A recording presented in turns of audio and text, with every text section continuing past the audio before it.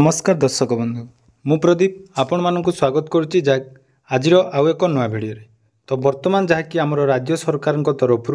ओडिशार समस्त सरकारी और बेसरकारी स्कूल मानक पई एक गुरुत्वपूर्ण अपडेट आसी जाइए जहाद्वारा कि राज्य में जारी रही ग्रीष्म प्रभाव को आखि आगे रखी राज्य सरकार तरफ यही घोषणा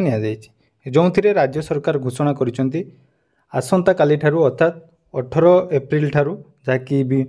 राज्य में थिबा समस्त सरकारी और बेसरकारी स्कूल बंद रहिबो एवं तानै मध्य बहुत बड़ घोषणा करा जायछि। आसंतु कौन रही संपूर्ण अपडेट ए वीडियो जानि नबा। ता पूर्व जदि चैनल को प्रथम थर विजिट करछंती वीडियो को लाइक करिवे, चैनल को सब्सक्राइब कर नथिले एबे ही सब्सक्राइब करी पाखरे थिबा बेल आइकन को क्लिक कर नेबे।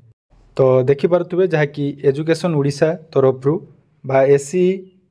एसएमई ओडिशा तरफरु जहा कि वर्तमान संप्रति राज्य में ग्रीष्म प्रभाव और तापमात्रा वृद्धि को दृष्टि रखी राज्य सरकार समस्त विद्यालय को 3 दिन पर बंद कर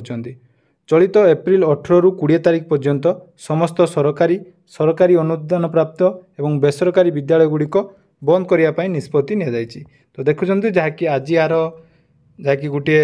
नोटिस आसी जाइए जहाद्वारा आसंता काली ठारू अर्थात 18 एप्रिल रु 20 एप्रिल पर्यंत राज्यर समस्त स्कूल बंद रहिबो। जेहेतु ग्रीष्म प्रभाव को आखि आगे रखी राज्य में बढ़ुवा तापमात्रा को आखि आगे रखी राज्य सरकार यही घोषणा करिसेंती। तेणु से ही घोषणा अनुसार आसंता काली ठारू राज्यर समस्त स्कूल कॉलेज जहाँकि बंद रहिबो।